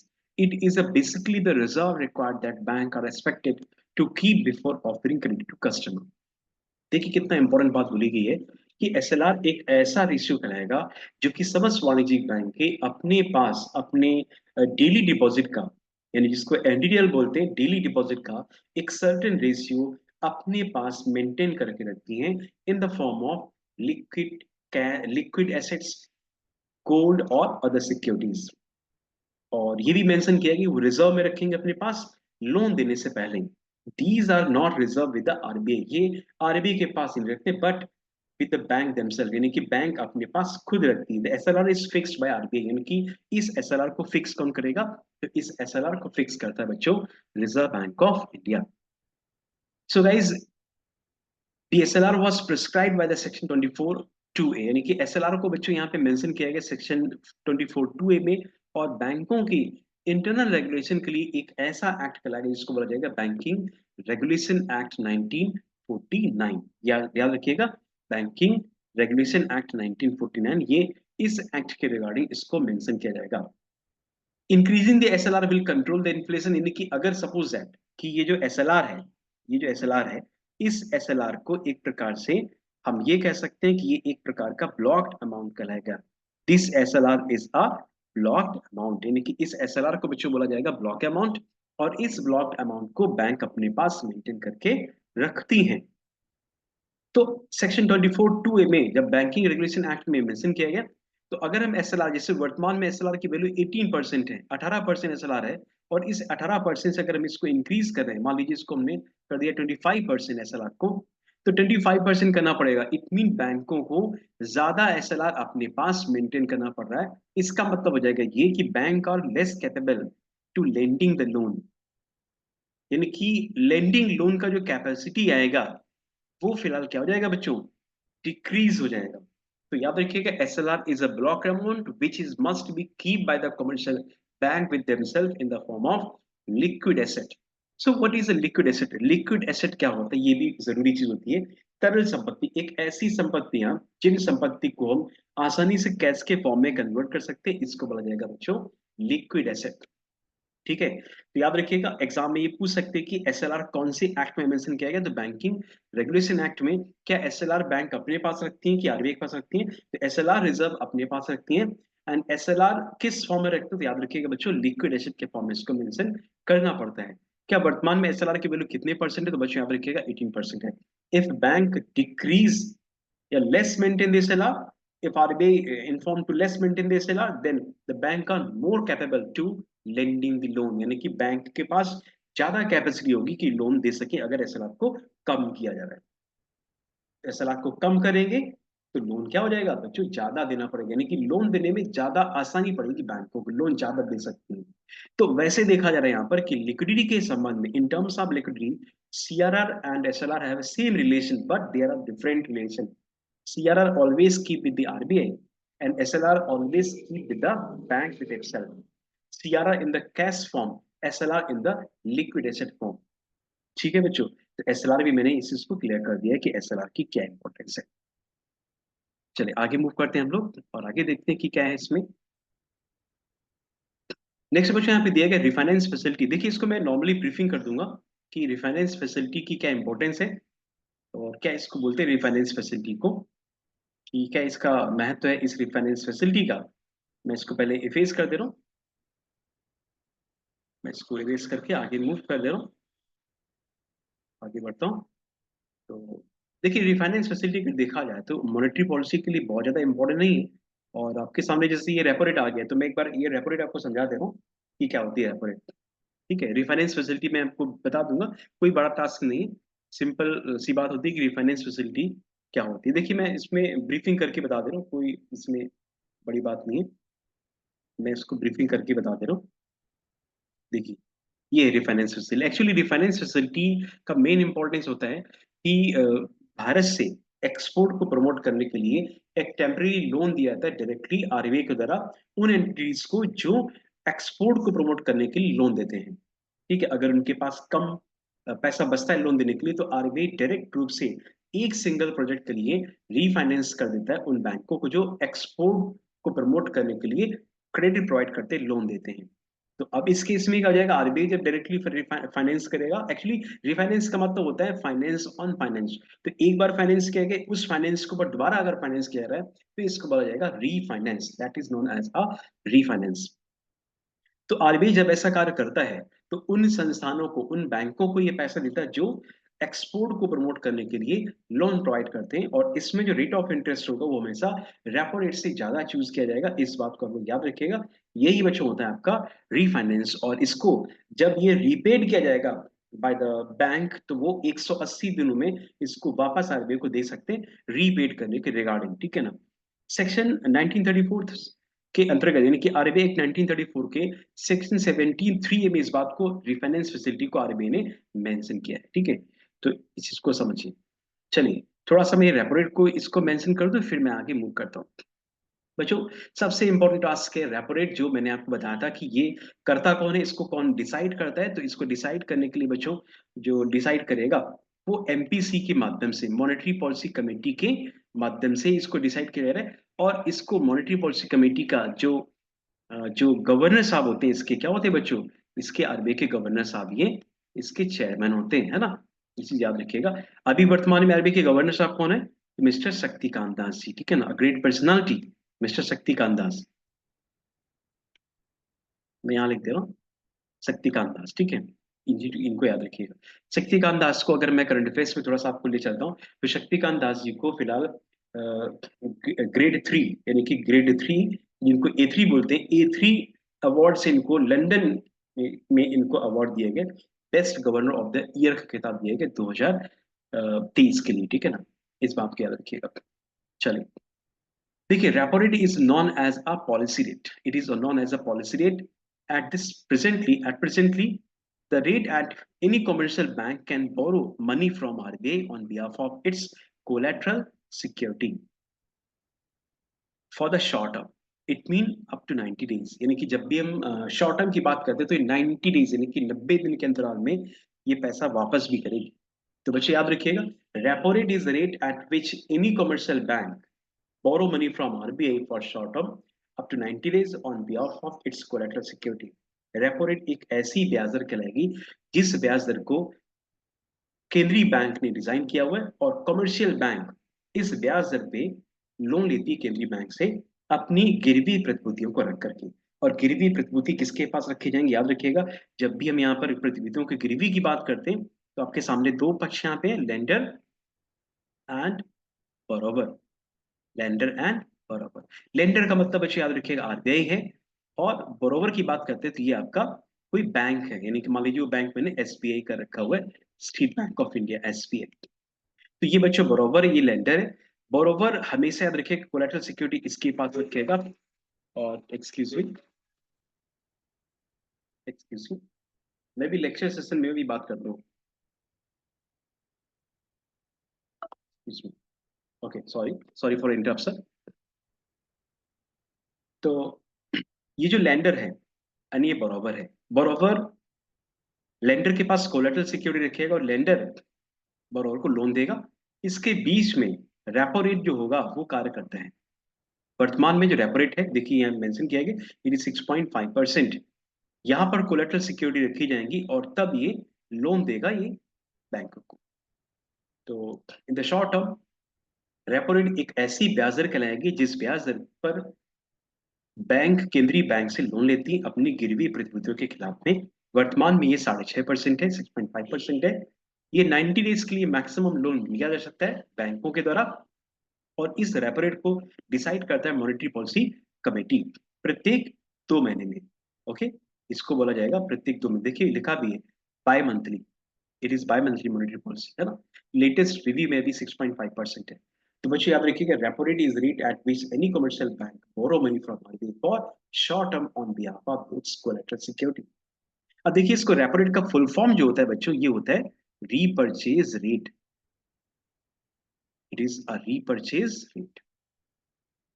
Repurchase rate का मतलब क्या होता है बच्चों, इसमें क्या हो जाए जैसे मान लीजिए कि बोरोवर ने अपनी कोलेटरल सिक्योरिटी आरबीआई के पास रखी हुई है और आरबीआई ने इसको लोन दे दिया है 5 करोड़ रुपए का। ठीक है, देखिए ये भी एग्जांपल अपने आप में दिया है। ये मैंने पीपीटीज के माध्यम से, इमेज के माध्यम से मेंशन किया गया कि एक बैंक है जिस बैंक ने आरबीआई से पैसा लिया हुआ है, 5 करोड़ रुपए लिया हुआ है और अपनी कोलेटरल सिक्योरिटीज को रखा हुआ है। आरबीआई ऐसा बोलता है कि आप मुझे ना 90 डेज के अंतराल में 6.5 यानी कि 6.5% ब्याज पर लोन हमसे ले जाएगा और रिटर्न करना आपको 90 डेज में 6.5% ब्याज आप मुझे दोगे, तब हम आपको 5 करोड़ रुपए वापस दे देंगे। राइट नाउ इट मीन ये पूरा पैसा विद 90 डेज के लिए इस्तेमाल किया गया बैंकों के द्वारा 6.5% ब्याज दर के अंतर्गत। और बैंक ने इस पैसे की गारंटी के लिए अपनी कोलेटरल सिक्योरिटीज रखी हुई है किसके पास, आरबीआई के पास। तो एक प्रकार से देखा जा रहा है ये कि आरबीआई ने इस सिक्योरिटीज को परचेज किया हुआ है 5 करोड़ में और ये सिक्योरिटीज बैंक रीपरचेज करेंगी, है ना, रीपरचेज करेंगी 6.5% ब्याज दे करके अपनी कोलेटरल सिक्योरिटीज को फिर से रीपरचेज करेंगी 500 करोड़ रुपए वापस दे करके 6.5% ब्याज दे करके अपनी कोलेटरल सिक्योरिटीज को रीपरचेज करेंगी। तो बच्चे याद आ चुका होगा आपको कि रीपरचेज का मतलब क्या हो जाएगा कि एक बार तो प्रतिभूतियों को बेच दिया है, 5 करोड़ रुपए ले लिया है और 6.5% ब्याज फिक्स किया गया और एक तय समय के बाद अपनी प्रतिभूतियों को दोबारा फिर से ले लेंगी, तो इसको बोला जाएगा रीपरचेज। तो एक ऐसी ब्याज दर जिस ब्याज दर पर रीपरचेज कर रही है इसको क्या बोला गया बच्चों, रेपो रेट। तो अगर कोई भी पूछे कि what is the difference between the repurchase and repo rate, तो कोई इसमें डिफरेंस नहीं, एक ही बात है दोनों, ठीक है, याद रखिएगा। तो इसको कौन डिसाइड करेगा, इसको डिसाइड करने के लिए आरबीआई इसको फोकस करता है अपनी बायोमेट्रिक मॉनेटरी पॉलिसी के संबंध में। तो याद रखिए बच्चों इसको बहुत ही ध्यान से पढ़ना है। इसको आरबीआई इसको डिसाइड करता है आगामी समय में अक्टूबर मंथ में, अक्टूबर 2024 में इसका रिव्यू आने वाला है। इस बात को आप लोग याद रखिएगा। और यह रिव्यू जो कहलाएगा बच्चों अप्रैल के बाद जून, जून के बाद आपका अगस्त, अगस्त के बाद ये चौथा यानी कि फोर्थ रिव्यू कहलाएगा, चौथा रिव्यू कहलाएगा, ठीक है। चलिए, तो रेपो रेट क्लियर सभी को। चलिए आगे मूव करते हैं हम लोग यहाँ पर और फिर इसके बाद देखते हैं कि what is the reverse repo rate, यानी कि रिवर्स रेपो रेट क्या होता है। तो देखिए रेपो रेट पे अभी थोड़ा सा मैं कांस्टेंट रहूंगा यहाँ पर। रेपो रेट के माध्यम से देखिए बच्चों यहाँ पे देख रहे हैं कि रेपो रेट के माध्यम से ही मनी का इंजेक्शन हो रहा है। मनी का क्या हो रहा है बच्चों, मनी इंजेक्ट करी जा रही है, मनी ये इंजेक्ट हो रही है। और ये इंजेक्ट कहाँ हो रही है, मार्केट में, नहीं कि बैंकिंग सिस्टम में, है ना। मार्केट का मतलब हो जाएगा बच्चों बैंकिंग सिस्टम, क्योंकि बैंकिंग सिस्टम में इसको इंजेक्ट किया गया है, बैंकिंग सिस्टम में इंजेक्ट किया गया है। किसके बिहाफ में, रेपो रेट के बिहाफ में। अब रिवर्स का मतलब क्या होता है ये भी जानने की कोशिश करते हैं, रिवर्स का मतलब क्या होता है। तो एक बार सिंपल सुन लीजिएगा। रिवर्स रेपो रेट एक ऐसी ब्याज दर कहलाएगी, it is a rate at which the commercial bank deposit their surplus money with the RBI, then RBI provides some rate of interest on behalf of this deposit that rate of interest is known as a reverse repo rate. इस ब्याज दर को बच्चों क्या बोलते हैं? Reverse repo rate के रूप में इसको जाना जाएगा। सो गाइज ये चीज आपको मैं आगे दिखा दे रहा हूँ। देखिए ये चीज आपके सामने मेंशन किया गया रिवर्स रेपो के लिए। देखिए इमेजेस के माध्यम से मैंने काफी चीजें मेंशन करी, इसको एक बार फोकस करें प्लीज। और आप बहुत ही प्रॉपर तरीके से इसको देखेंगे वीडियोस हमारे, तो आपको बहुत अच्छे से समझ में आ जाएगा कि at least repo rate, CRR, SLR, reverse repo rate होता क्या है। The reverse repo rate in the interest rate RBI pay to commercial bank for deposit excess fund. Excess fund का मतलब बच्चों क्या हो जाएगा? It is a surplus, surplus fund. If commercial bank have surplus fund, they deposit this fund with the RBI on behalf of rate of interest. RBI raise this rate of interest, then commercial bank more part. मतलब RBI अगर इसको ज्यादा अगर बढ़ा देगी, मान लीजिए अभी अभी क्या है कि 3.35% चल रहा है। अगर कोई भी कमर्शियल बैंक का पैसा लोन के फॉर्म में नहीं जा रहा है, तो हर बैंक चाहेगी कि मेरा पैसा परफॉर्म करे। आरबीआई ये ऑफर देता है कि भी ठीक है, आपको अगर ज्यादा पैसा आ रहा है आपके पास, लोन के रूप में नहीं जा पाए, तो आप ये पैसा जमा कर दो किसके पास? आरबीआई के पास जमा कर दो। तो अगर ये रेट ऑफ इंटरेस्ट को रेस करेगी, तो बैंक के क्या करेंगी? ज्यादा पैसे जमा करेंगे किसके पास? आरबीआई के पास। It mean the bank have less liquidity, बैंकों के पास पैसा देने की कम क्षमता रहेगी। With then and reverse repo rate also mean to regulation of money supply, है ना? रेगुलेशन ऑफ मनी सप्लाई यानी कि इसका मतलब हो जाएगा ये कि आरबीआई इसको घटा रहा है या बढ़ा रहा है, तो इससे भी कहीं ना कहीं रेगुलेशन हो रहा है किसका बच्चों? मनी सप्लाई का। प्रेजेंटली ये अभी 3.35% है। ठीक है, तो रिवर्स रेपो रेट का मतलब सिंपल यही है कि कमर्शियल बैंकों के लिए आरबीआई ये ऑफर देता है कि if the commercial bank have a surplus fund, the excessive fund they can not be lending from, that fund will be the perform. If the fund keep deposit with the RBI, then RBI provides some rate of interest on behalf of this surplus fund. That rate of interest is a reverse repo rate. If RBI increase the reverse repo rate, then commercial bank deposit more fund, then bank have less liquidity. Both bank have less lending resource to lend the loan into the market. That's why. कभी कभी ऐसा भी होता है कि market में ज्यादा मात्रा में पैसा है, ठीक है, एंड द इंडस्ट्रीज और deserve the industries are expectation to constant the repo rate, then RBI have only this things. RBI क्या करता है कि रेपो रेट को वही पे फिक्स रखता है कि नहीं कि लोन नहीं महंगा होगा, लेकिन मार्केट से पैसा एब्जॉर्ब करने की कोशिश करता है कि भाई कैसे भी करके महंगाई को कम करे, तो वो रिवर्स रेपो रेट को इंक्रीज कर देगा, क्योंकि रिवर्स रेपो रेट का संबंध कस्टमर से नहीं होगा, रेपो रेट का संबंध कस्टमर से होगा।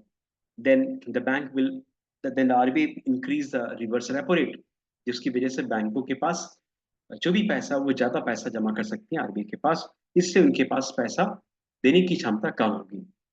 इस चीज को आप लोग याद रखना है। चलिए आगे मूव करते हैं, हम लोग नेक्स्ट मूव करेंगे। नेक्स्ट क्वेश्चन यहाँ पे मूव किया गया, आगे देखिए यहाँ पे मूव किया गया कि रिवर्स रेपो के बाद फिर ये आपके सामने बैंक रेट के बारे में मेंशन किया गया कि बैंक रेट क्या होती है।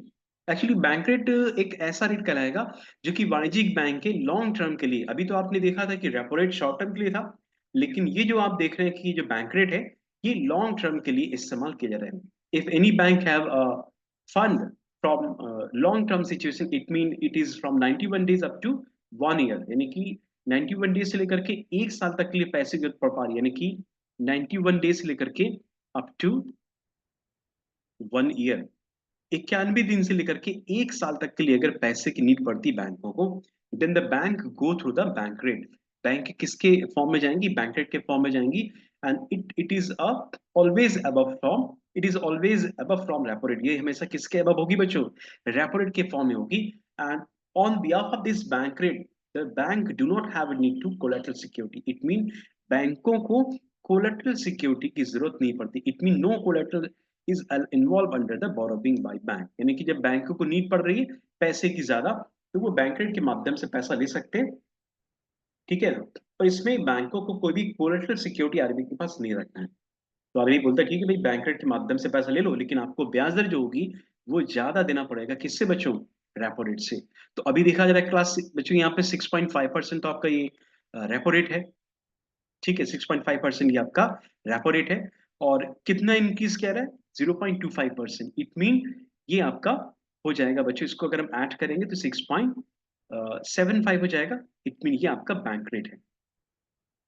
अब देखिए आपके सामने एक इंपॉर्टेंट चीज आ गई कि भाई ये क्या है, व्हाट इज दिस 0.25% क्या है। तो बच्चों ये 0.25% एक प्रकार से ये कहा जाएगा, ये एक प्रकार से इस पूरी मॉनेटरी पॉलिसी में ये कहलाएगा कॉरिडोर, है ना। कॉरिडोर कहलाएगा। देखिए कॉरिडोर क्या होता है ये भी जानना बहुत जरूरी होता है। हम लोग अपने दैनिक जीवन में in the daily life we always listen that corridor में जाइए ऐसा करना है, बेसिक लैंग्वेज गैलरी बोलते हैं ना।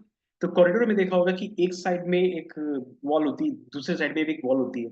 दोनों वॉल्स का आपस में जो स्पेस होता है उसको बोला जाएगा corridor.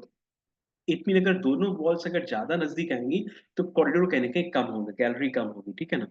That things it mean यहाँ पर दो चीजों के डिफरेंस को, दो चीजों के गैप को बोला जाएगा यहाँ पर कॉरिडोर बोला जाएगा। और यही 0.25% दो रेट ऑफ इंटरेस्ट का गैप कहलाएगा, ठीक है।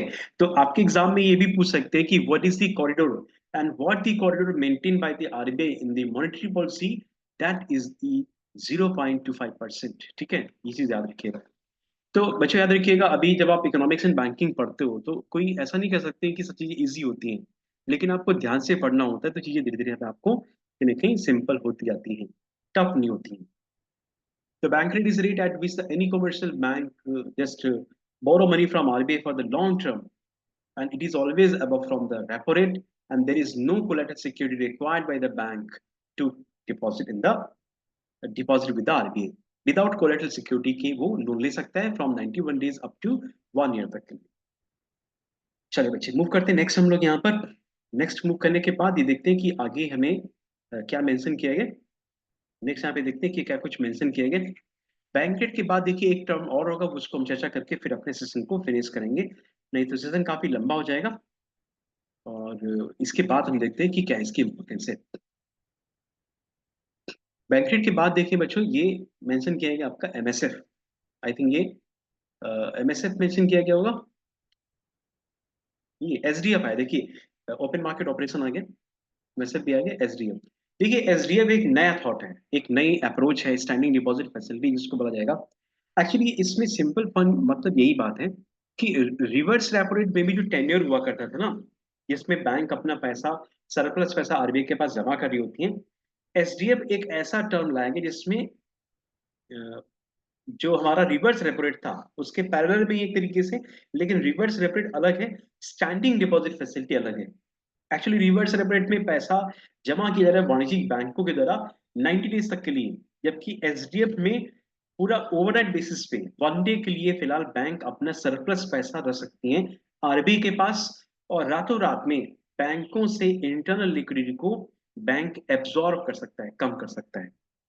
इसका मतलब हो जाएगा ये, जिस प्रकार से रिवर्स रेपो रेट में मनी को एब्जॉर्ब करने की बात चल रही थी बैंकिंग सिस्टम से, इसी प्रकार से स्टैंडिंग डिपॉजिट फैसिलिटी में मनी को एब्जॉर्ब किया जाएगा बैंकिंग सिस्टम से। It mean SDF replace the fix rate reverse repo as a management of the liquidity adjustment facility corridor. देखिए कॉरिडोर का इस्तेमाल किया गया यहाँ पर, the SDF available at rate 25 basis point below the policy rate. Lending the deposit facility is a monetary policy tool introduced by the RBI on 8 April 2022 to absorb, है ना बच्चों याद रखिएगा, to absorb, to absorb, absorbing liquidity, to absorb excess liquidity from the banking system. SDF allowed bank to temporarily deposit their surplus fund with the RBI without any collateral and earn an interest rate on its standing deposit facility scheme. In April 2018, the Amendment Act 17 of the Reserve Bank of India Act 1934 empowering the SDF, actually जो SDF की importance थी ना, वो भी कहीं ना कहीं हमारे जो फॉर्मर गवर्नर साहब रहे जिनका नाम है मिस्टर उर्जित आर पटेल जी ने, इन्होंने इस एसडीएफ जैसे थॉट को इम्प्लीमेंट करने की बात करी थी। और इन्होंने ऐसा बोला था कि 1 डे बेसिस पे हम बैंकों से पैसा एब्जॉर्ब करके आरबीआई के पास जमा कर सकते हैं, जिससे हम कहीं ना कहीं ये जो सरप्लस पैसा है वो हम रिमूव कर सकते हैं मार्केट से 1 डे के लिए। बस इसमें ये है कि बैंकों को ज्यादा रेट ऑफ इंटरेस्ट मतलब अलाउ करना पड़ेगा, यानी कि आरबीआई ज्यादा ब्याज ब्याज देगी। देखिए यहाँ पे आरबीआई वर्तमान में 6.5% ब्याज ही दे रही है, 6.5% ब्याज ही दे रही है वर्तमान में, ठीक है। ये चीज एनोटेशन पर मैं दोबारा लेना चाहूंगा एनोटेशन को। देन ये देखिए 6.5% एसडीएफ है वर्तमान में, तो बच्चों मैं इसको ब्रीफिंग सिंपल फॉर्म में कर दे रहा हूँ कि SDF is a rate at which the commercial bank deposit their surplus fund, the commercial bank deposit their surplus fund in a one day basis, in a one day basis from RBI, in a one day basis with the RBI without binding any collateral security. इसको section 17 में mention किया गया of RBI act 1934।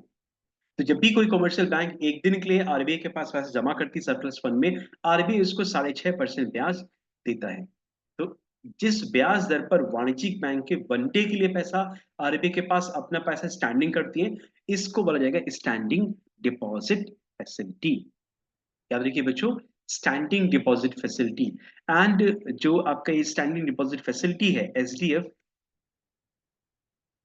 वो आपका है presently 6.5%। और ये हमेशा रेपो रेट से, याद रखिए बच्चों, रेपो रेट से कम होता है हमेशा। तो रेपो रेट अभी कितनी बच्चों? ओके देखिए यहाँ पे थोड़ा सा इसमें मिसमैच किया गया, थोड़ा सा इसको ये रॉन्ग दिया गया, 6.25% है।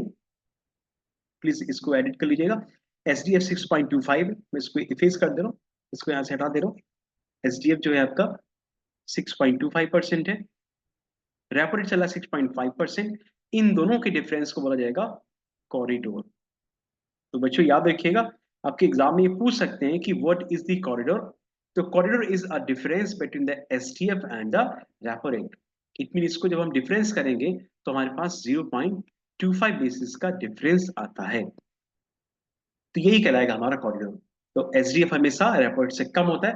वर्तमान में एसडीएफ को 6.25% डिफाइन किया गया, स्टैंडिंग डिपॉजिट फैसिलिटी को 6.25% डिफाइन किया गया, यानी कि इस ब्याज दर पर ओवरनाइट पैसा, ओवरनाइट मनी को रखा गया है, ओवरनाइट मनी आरबीआई के पास डिपॉजिट किया गया बैंकों की तरफ। तो स्टैंडिंग डिपॉजिट फैसिलिटी एक ऐसी फैसिलिटी कहलाएगी जिसमें रिजर्व बैंक ऑफ इंडिया के पास कमर्शियल बैंक सरप्लस पैसा रखते हैं वन डे बेसिस के लिए। That facility is known as standing deposit facility. चलिए आगे मूव करते हैं हम लोग। आगे मूव करके फिर देखते हैं कि क्या होता है एमएसएफ, और फिर सेशन को फिनिश करते हैं। एमएसएफ इन द सेंस हो जाएगा बच्चों यहाँ पर मॉनेटरी पॉलिसी कमेटी में मार्जिनल स्टैंडिंग फैसिलिटी बोला गया बच्चों, याद रखिएगा। MSF stand for the marginal standing facility. इसको मैं मोटा मोटी रूप में यानी कि बिल्कुल ब्रीफिंग तरीके से कर दे रहा। एक्चुअली लेक्चर का जो टेन्योर वो बढ़ जाएगा, तो मैं लेक्चर के टेन्योर को बढ़ाना नहीं चाह रहा हूँ। मैं बार बार आपसे ही बोल रहा हूँ, अब इसको मैं ब्रीफिंग कर दे रहा हूँ, ठीक है। बाकी अगर आपको बहुत ज्यादा अगर मतलब प्रॉपर तरीके से देखना, तो आप एक बार हमारे सेशन में आएगा, then I will complete it.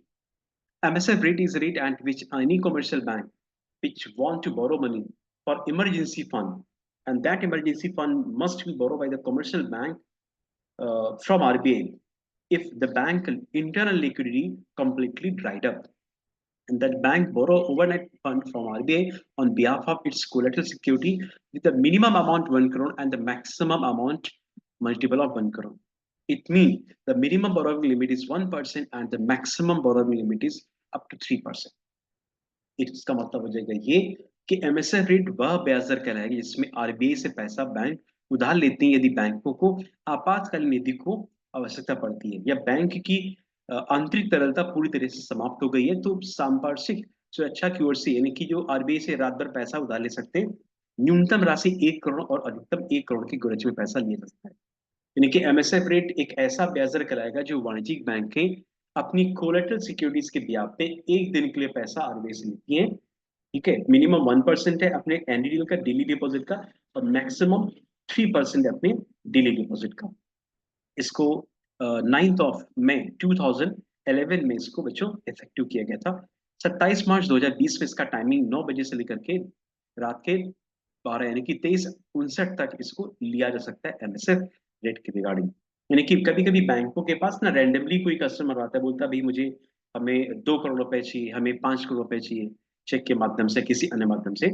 तो बैंक ये मतलब पैसा ले सकती है आरबीआई से वन डे बेसिस पे, इसको बोला जाएगा बच्चों एमएसएफ रेट बोला जाएगा।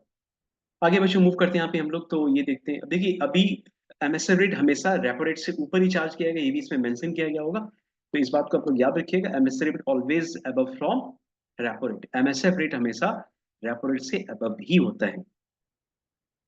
एमएसएफ रेट हमेशा बच्चों याद रखिएगा रेपो रेट से अब ही चार्ज किया जाता है। एमएसएफ रेट ऑलवेज अब फ्रॉम रेपो रेट। ठीक है, अगर हम एमएसएफ रेट को रेपो रेट को बढ़ाएंगे तो एमएसए भी बढ़ेगा, रेपो रेट को बढ़ाएंगे तो रिवर्स रेपो रेट बढ़ेगा, रेपो रेट को बढ़ाएंगे तो बैंक रेट भी बढ़ेगा। इसका मतलब हो जाएगा ये कि रेपो रेट का डायरेक्टली कनेक्शन बहुत सारे रेट ऑफ इंटरेस्ट है, जिसमें से बैंक रेट है, रेपो रेट है, एसडीएफ है, एमएसएफ है, ये सारे सारी चीजों का कनेक्शन करने की रेपो रेट से, इसलिए आरबीआई रेपो रेट को ही एनालिसिस करता है अपनी मॉनेटरी पॉलिसी कमेटी के माध्यम से। देखिए, ओपन मार्केट ऑपरेशन का मतलब हो जाएगा एक ऐसी सिचुएशन, बच्चों मार्केट का मतलब क्या होता है? ऐसी जगह जहां पे हम जहां पे सेलिंग इन बाइंग करते हैं, है ना। तो ओपन मार्केट ऑपरेशन में reserve Bank of India securities को सेलिंग इन बाइंग करती है उनकी फेस वैल्यू के ऊपर डिस्काउंट दे करके। इसका मतलब हो जाएगा कि मान लीजिए कोई कस्टमर है और वो कस्टमर चाह रहा है कि भाई वो एक प्रकार से वो लोन अपने अपने पास सिक्योरिटीज को सेल करना चाहिए। जैसे मान लीजिए मैं यहाँ पे बता दे रहा हूँ, ये ओपन मार्केट ऑपरेशन में जैसे मान लीजिए आरबीआई ये है और ये है आपकी बैंक्स हैं। तो अगर बैंक चाहे तो अपनी कोलेटरल सिक्योरिटीज को आरबीआई के पास बेच सकते हैं, यानी कि ये कोलेटरल सिक्योरिटीज है। अगर ये कोलेटरल सिक्योरिटीज यहाँ जा रही है बैंक की, ये कोलेटरल सिक्योरिटीज मान लीजिए 1 लाख रुपए की, 1 लाख की कोलेटरल सिक्योरिटीज, तो डिस्काउंट के बेसिस पे इसको खरीदा गया है 90,000 रुपए का। तो बच्चों याद रखिएगा, अगर आरबीआई ने 90,000 रुपए की सिक्योरिटीज को जारी किया है, बैंक ने इसको 90,000 रुपए खरीदा हुआ है 1 लाख की सिक्योरिटीज को, और ये कहीं ना कहीं सिक्योरिटीज को सेलिंग किया गया है। तो 90,000 रुपए में सिक्योरिटीज को खरीदा हुआ इस बैंक ने, ये 90,000 रुपए आरबीआई के पास गया हुआ है। मेच्योरिटीज की मान लीजिए 90 दिन है, 91 डेज है, 91 डेज है। 91 डेज के बाद ये बैंक अपनी सिक्योरिटीज को रीपर्चेज करेगा, तो इसको 1 लाख रुपए इसको दे दिया जाएगा। तो इसको बेनिफिट कितने का हो रहा है बच्चों? 10,000 का। मैंने कि 90 दिन तक ये 90,000 रुपए खर्च किए गए आरबीआई के द्वारा, लेकिन जब 90 दिन 91 डेज पूरे हो जा रहे हैं तो इसको कितना पैसा मिलेगा? 1 लाख रुपए। किसको बच्चों? बैंक को। तो बैंक को बेनिफिट कितने का हुआ? 10,000 रुपए का। 10,000 रुपए एक्स्ट्रा गए मार्केट में। मतलब अगर सिक्योरिटीज को हम बैंक अगर सेलिंग करती है, आरबीआई सेलिंग करती है, तो मनी सप्लाई मार्केट में क्या हो रही है बच्चों? मनी सप्लाई मार्केट में रेज हो गई है। अगर सिक्योरिटीज को अगर हम बाइंग कर रहे हैं, यानी कि आरबीआई सिक्योरिटीज को बाइंग कर रही है, आरबीआई सिक्योरिटीज को बाइंग कर रही है यानी कि खरीद रही है, ठीक है ना। तो मार्केट में पैसा क्या हो रहा है बच्चों? इंजेक्ट हो रहा है, इंजेक्ट हो रहा है, मनी इंजेक्ट हो रहा है। ठीक है, इस बात को याद रखिएगा। थोड़ा सा मैं सेशन को फास्ट नहीं जा रहा, इसलिए मैं इसको ऐसा कर दे रहा हूँ, नहीं तो बहुत ही प्रॉपर मैनर से बताता हूँ कि ओपन मार्केट ऑपरेशन होता है क्या है ना। तो सिक्योरिटीज को अगर हम बाइंग करेंगे, आरबीआई इसको बाइंग करेंगे, हमें दे दो सिक्योरिटीज और आप ले लो पैसे, ठीक है ना, बढ़ा करके, यानी कि 10,000 रुपए, तो मार्केट में पैसा इंजेक्ट हो गया।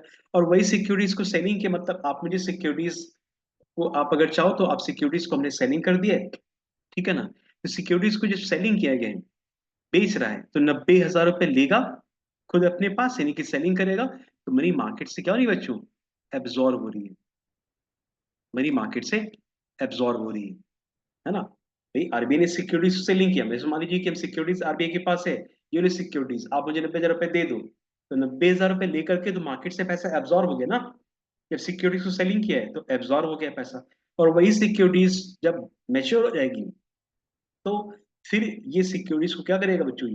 ये सिक्योरिटीज को खरीदेगा, बोला मैं सिक्योरिटीज दे दो, बाइंग कर दो, आप हमारे जो पैसा आपने दिए थे वो ले जाओ, लेकिन सरप्लस पैसा हम आपको देंगे क्योंकि हमने डिस्काउंट की बेसिस पे लिया हुआ था। तो वो क्या करेगा? उसको बच्चों बाइंग करेगा सिक्योरिटीज को, ठीक है ना, खरीद लेगा, तो वो 1 लाख रुपए दे देगा। तो याद रखिएगा, ये भी कहने के इन्फ्लेशन को रेगुलेट करने का एक टर्म कहलाएगा। इन्फ्लेशन को रेगुलेट करने का, मुद्रास्फीति यानी कि महंगाई को रेगुलेट करने का टर्म कहलाएगा, जिसको बोला जाएगा ओपन मार्केट ऑपरेशन। इसमें जो सिक्योरिटीज होती है ना बच्चों, वो सिक्योरिटीज ट्रेजरी बिल या कोई भी डेटेड गवर्नमेंट बॉन्ड हुआ, इनको सबको सेलिंग करने का काम करता है बच्चों ये आरबीआई। सो क्वेश्चन एग्जाम में पूछ सकते हैं कि open market operation deal by the government of India और आरबीआई और सेबी और एरडाई। इसका जवाब क्या आएगा? Open market operation always deal by the RBI. ठीक है, इतना आप लोग अच्छे से याद रखिए। चलिए आगे हम लोग मूव करते हैं, नेक्स्ट यहाँ पे देखते हैं। आगे जब हम इसको मूव करते हैं तो इसमें एक नया टर्म यहाँ पे सामने आपके आ जाएगा, और ये जो टर्म होगा वो टर्म आपके सामने आ रहा है, द टर्म हियर इसका नाम है आपका एमएसएस। एक्चुअली एमएसएस में सिर्फ सेलिंग करते हैं सिक्योरिटीज को, मार्केट में ज्यादा पैसा है, एक्स्ट्रा अमाउंट है, तो वो पैसा एब्जॉर्ब किया जाएगा। देखिए लिखा है सामने, under the MSS market stabilisation scheme selling the government securities on discount basis to absorb extra liquidity into the market and balance the market from surplus money. Market में ज्यादा पैसा हो रहा है तो उस पैसे को एब्जॉर्ब करना है सिक्योरिटीज को सेलिंग करके। मतलब ये कि बैंकों को इनविटेशन दिया जाएगा कि you can just by the securities, it mean the RBI selling the securities and on behalf of this securities the bank can be purchase the securities, यानी कि बैंक इसको परचेज करेगी, आरबीआई इसको सेलिंग करेगा। तो जब बैंक परचेज करेगी तो बैंक पैसा देंगे, यानी कि एक्स्ट्रा पैसा मार्केट से जाएगा आरबीआई के पास, और बैंकों के पास क्या जाएगा, सिक्योरिटीज जाएगी, जिसके माध्यम से जो भी मार्केट में एक्स्ट्रा पैसा होगा वो एब्जॉर्ब हो जाएगा सिक्योरिटीज को सेलिंग करने के बिहाफ में, और मार्केट में बैलेंस होगा। ये सारा चीज कहीं ना कहीं कब की गई थी, ये करी गई थी बच्चों, याद रखिएगा अप्रैल 2004 में, जब मार्केट में काफी ज्यादा डिसबैलेंस था महंगाई को लेकर के। तो उस टाइम पर आरबीआई और गवर्नमेंट ऑफ इंडिया के बीच में एक एमओयू साइन किया गया था, जिसमें ये बोला गया था कि जो भी मार्केट में एक्स्ट्रा पैसा है इसको एब्जॉर्ब करने का क्या तरीका होना चाहिए। तो आरबीआई ने बोला कि ठीक है, हम मार्केट में सिक्योरिटीज को सेलिंग करवाने का काम करते हैं, जिसकी वजह से एक्स्ट्रा पैसा मार्केट से एब्जॉर्ब हो जाए और ये मार्केट में कहीं ना कहीं बैलेंस लेकर के आए। तो एमएसएस में ओनली क्या करते हैं बच्चों, ओनली सेलिंग करते हैं, किसको, सेलिंग सिक्योरिटी। सिक्योरिटी का मतलब बच्चों याद रखिएगा प्रतिभूति। सिक्योरिटी का मतलब क्या हो जाएगा बच्चों, प्रतिभूति। प्रतिभूति का मतलब क्या हो जाएगा, फाइनेंशियल डॉक्यूमेंट, मतलब हो जाएगा जैसे कि टी बिल्स। टी बिल्स का मतलब हो जाएगा बच्चों ट्रेजरी बिल्स, है ना। बहुत ही ईमानदारी से आप लोग पढ़ेगा तरीके से, जिससे आपका कहने के एग्जाम में बहुत क्लियरली क्लियरली मामला है।